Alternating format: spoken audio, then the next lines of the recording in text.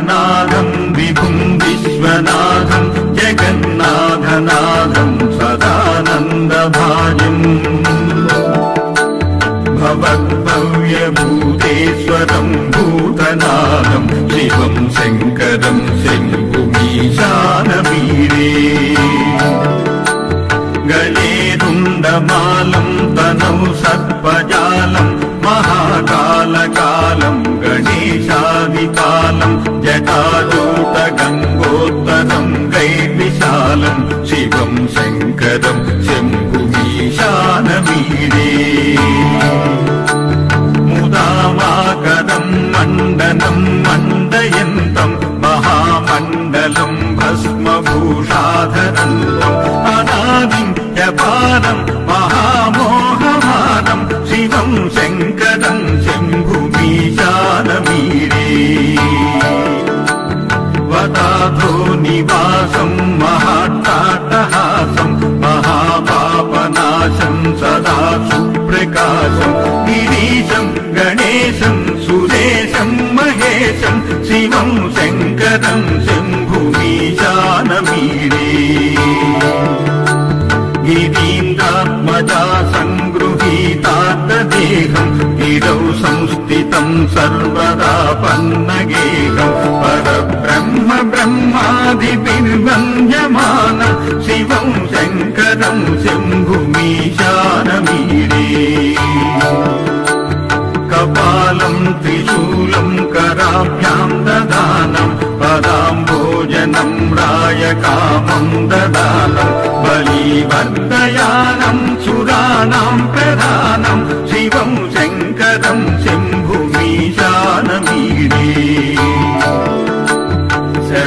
शरच्चन्द्रगात्रं गणानन्दपात्रं त्रिनेत्रं पवित्रं धनेशस्य मित्रम् अपर्णाकलत्रं सदा सच्चरित्रं शिवं शङ्करं शम्भुमीशानवीरे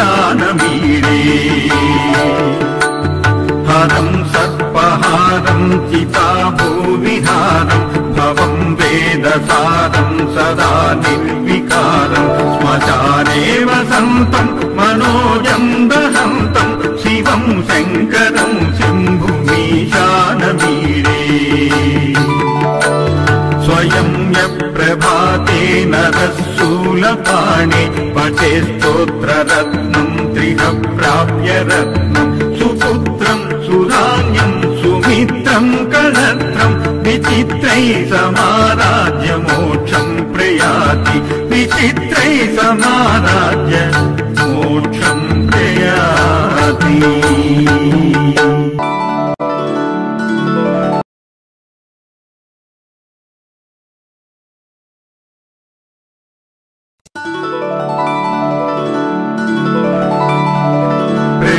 प्राणनाथं विभुं विश्वनाथं जगन्नाथनाथं सदानन्दभाजम् भवद्भव्यभूतेश्वरं भूतनाथं शिवं शङ्करं शम्भुमीशानवीरे गले रुण्डमालं तनौ सर्पजालं महाकालकालं गणेशादिकालं जटाजूटगङ्गोत्तरं गैर्विशालं शिवं शङ्करं शम्भुमीशानवीरे मुदावाकरं मण्डनं मण्डयन्तं महामण्डलं भस्मभूषाधरन्तम् अनादिं जपानं महामोहमानं शिवं शङ्करं शम्भुमीशानवीरे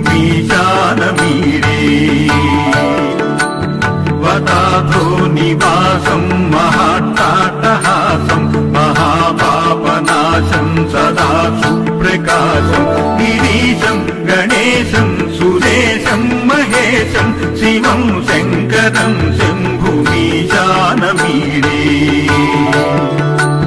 गिरीन्द्रात्मजा सङ्गृहीतार्थदेहं गिरौ संस्थितं सर्वदा पन्नगेहं परब्रह्म ब्रह्मादिभिर्वन्द्यमानं शिवं शङ्करं शम्भुमीशानवीरे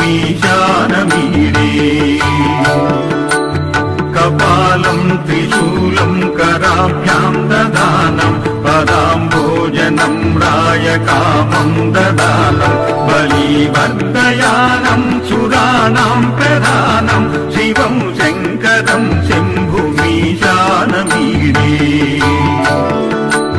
शरच्चन्द्रगात्रम् गणानन्दपात्रम् त्रिनेत्रम् पवित्रम् धनेशस्य मित्रम् अपर्णाकलत्रम् सदा सच्चरित्रम् शिवम् शङ्करम् शम्भुमीशानमीडे हरम् सर्पहारम् चिताभूविहारम् भवम् वेदसारम् सदा निर्विकारम् श्मशाने वसन्तम् मनोजम् दहन्तम् शिवम् शङ्करम् शम्भुमीशानमीडे स्वयं यप्रभाते नरशूलपाणे पठे स्तोत्ररत्नम् त्रिह प्राप्य रत्नम् सुपुत्रम् सुरान्यम् सुमित्रम् कलत्रम् विचित्रैः समाराज्य मोक्षम् प्रयाति विचित्रैः समाराज्य मोक्षम् प्रयाति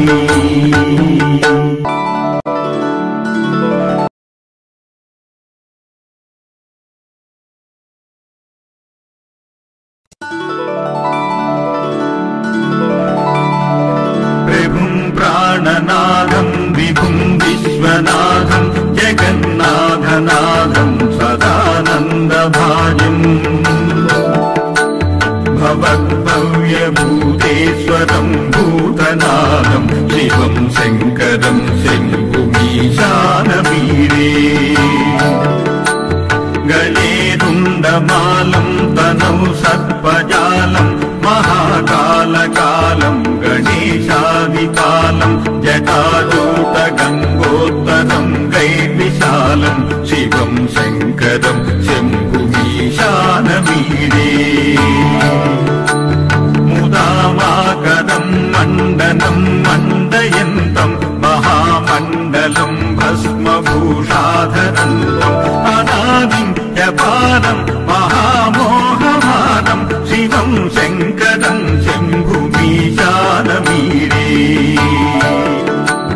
वदाधो निवासम् महाट्टाटहासम् महापापनाशम् सदा सुप्रकाशम् गिरीशम् गणेशम् सुरेशम् महेशम् शिवम् शङ्करम् शम्भुमीशानमीडे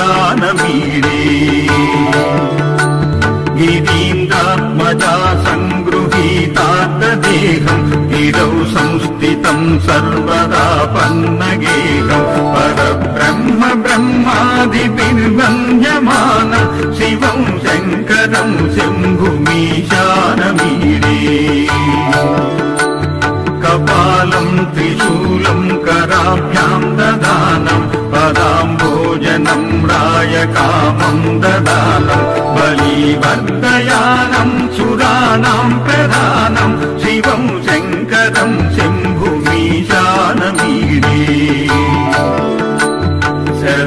शरच्चन्द्रगात्रम् गणानन्दपात्रम् त्रिनेत्रम् पवित्रम् धनेशस्य मित्रम् अपर्णाकलत्रम् सदा सच्चरित्रम् शिवम् शङ्करम् शम्भुमीशानमीडे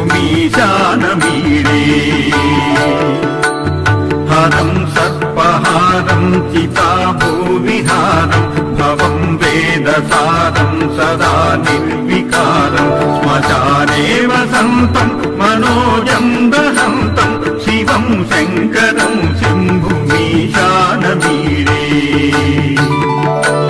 स्वयं यप्रभाते नरशूलपाणे पठे स्तोत्ररत्नम् त्रिह प्राप्य रत्नम् सुपुत्रम् सुरान्यम् सुमित्रम् कलत्रम् विचित्रैः समाराज्य मोक्षम् प्रयाति विचित्रैः समाराज्य